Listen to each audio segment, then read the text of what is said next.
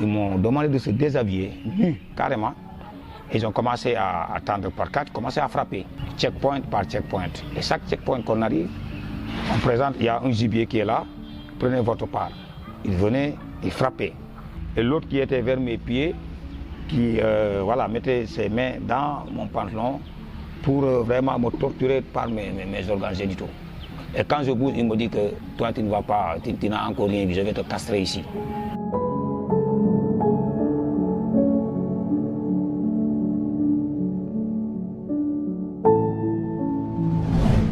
Moi, c'est Ismaël Ba.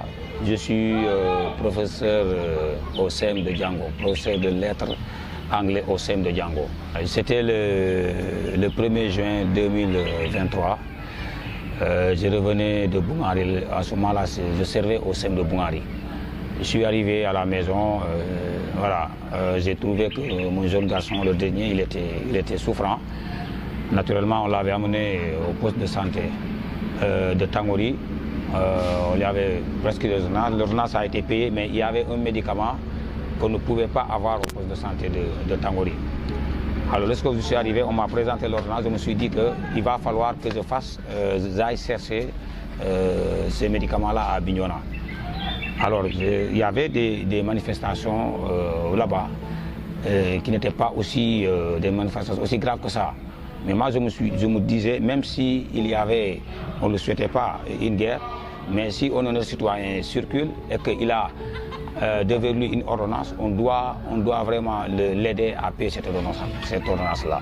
Comme il y avait des jets de grenades lacrymogènes, on est entré dans une maison avec quelques-uns aussi qui étaient dans la même situation que moi. Alors, ils nous ont trouvés là-bas, moi, ils m'ont attrapé. Alors, je voulais leur expliquer que moi, j'étais parti pour chercher des médicaments. J'avais mis l'ordonnance, ils ont commencé à frapper. Ils m'ont demandé de se déshabiller, nus, carrément. Ils ont commencé à attendre par quatre, commencé à frapper. Frapper comme bon leur semble. Des bâtons, des fils, des coups de pied. Ils ont tout utilisé. À un certain moment, alors ils frappaient jusqu'à ce que l'autre dise. Il y a quelqu'un qui disait, voilà, Fimo Konastari, ici, voilà, c'est bon, on a tout cassé ici. Ils ont frappé jusqu'à ce qu'en certain moment même, la douleur, moi, on ne sentait pas. Je ne sentais pas la douleur. Alors en certain moment, ils m'ont demandé de porter mon pantalon, je l'ai porté, ils m'ont mis dans le pick-up. Alors moi, je pensais qu'alors là, peut-être ils vont m'amener à la brigade. Ils ont fait le tour, checkpoint par checkpoint. Et chaque checkpoint qu'on arrive, on présente, il y a un gibier qui est là, prenez votre part. Ils venaient, ils frappaient. Ils frappaient, en certain moment, on va sur un autre checkpoint, c'est la même chose.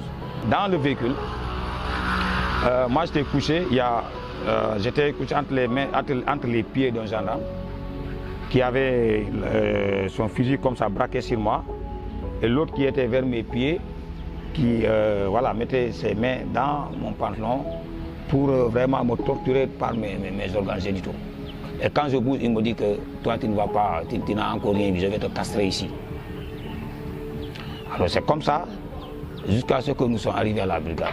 Lorsque nous sommes arrivés à la brigade, on m'a descendu, ils ont frappé là, le commandant de brigade a intervenu pour leur dire que arrêtez de frapper les gens. Voilà, vous m'avez amené des gens qui sont blessés et vous continuez à faire ça, arrêtez. Alors c'est comme ça que nous sommes débarqués à la brigade. Là où j'étais assis, il y a un gendarme qui m'a reconnu, il m'a dit que, grand, qu'est-ce que tu fais ici? Je lui ai dit que moi, je l'ai raconté, mais pourtant je n'ai rien fait, je n'étais pas en train de manifester. Il a dit, un des gendarmes qui nous ont amenés, il lui a dit que, pourtant, le gars a dit que lui, il ne manifeste pas. Le gendarme m'a trouvé là où je suis assis, il m'a giflé. Et là, c'est une humiliation de trop. Et il a dit, d'ailleurs, celui-là, non, il ment, celui qui était devant, celui qui demandait aux jeunes d'avancer. Ouais. Alors là, les gendarmes m'ont dit, voilà, ils m'ont écouté, j'ai relaté, ils ont écrit à leur PV. Et ils m'ont demandé, mais nous, on ne peut absolument rien. Ils vous ont amené ici, on ne peut que vous demander de se déshabiller et de rentrer dedans. J'avais des blessures, mais j'ai trouvé des jeunes dedans qui étaient fatigués. Un jeune qui est de Djikes ici, un village qui est là. Le jeune, il vomissait du sang. D'ailleurs, c'est un boulanger. Lui, il partait pour travailler. On l'a arrêté, il leur a montré que moi je suis boulanger, je devais monter ce soir. Ils ont dit que tu mens. Ils l'ont frappé et il avait des problèmes pour respirer. Nous, la nuit, on ne dormait pas. Le matin, on dit au gars, voilà, le gendarme qui était là, le gars là, il est malade, il ne peut pas respirer. Est-ce que vous ne pouvez pas amener à la gendarmerie, à l'hôpital? Il dit que non, je vais, en tout cas, je vais voir le commandant jusqu'à présent. Jusqu'à ce que les 8 jours sont passés, on nous a déférés à Ziguinchor.